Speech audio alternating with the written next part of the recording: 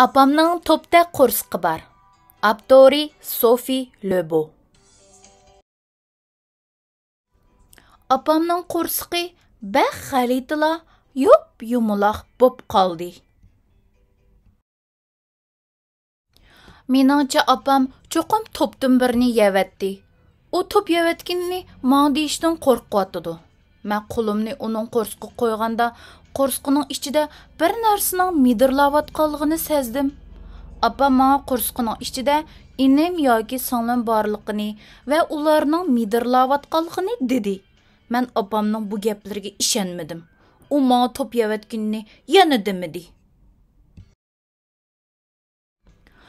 Ama çataq yeri shuki, apamning qo'rsqida to'p borligini hamma kishilar bilib bo'ldi. Qachon tug'ular? Bir singlisi bo'larmi yoki bir inisi? Qizmidi yoki o'g'ilmidi? Meningcha u bir qiz. Seningcha qizmidi yoki o'g'ilmidi? Sen ining bo'lishni xohlamsan yoki singling bo'lishini? Meningcha u degan bir to'p.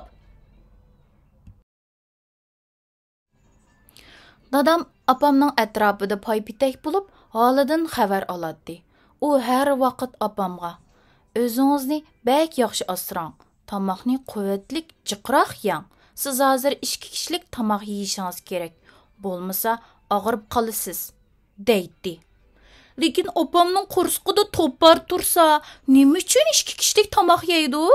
Undaq yesa og'rib qolmamdi? Apamning qo'rsqi borgan siri yo'g'inashqa boshladi.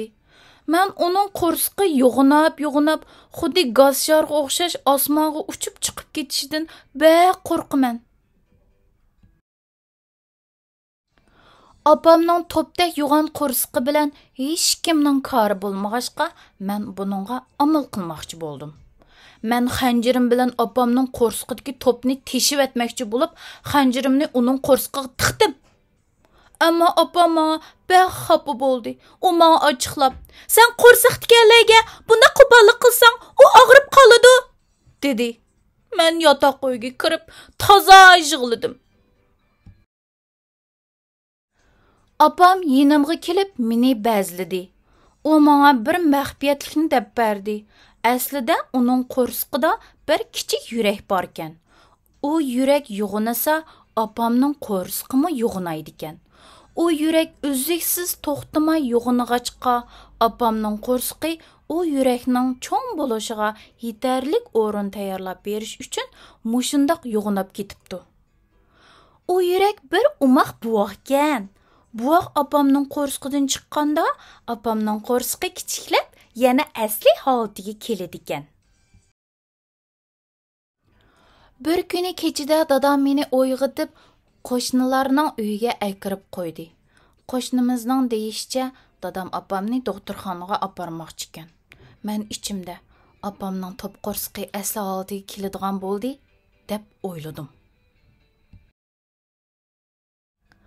Ertasi dadam meni doktorxonaga apardi. Biz apam yotgan yotoqqa kirdik.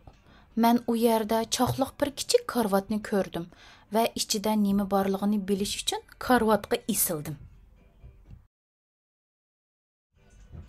Voy, rostila to'p emaskan. Bu mening inim o'g'lonkan.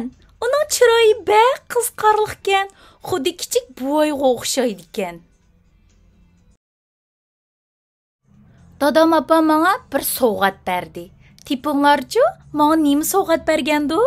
Bir to'p. Biz inim o'g'lonni ilib uyga qaytdik.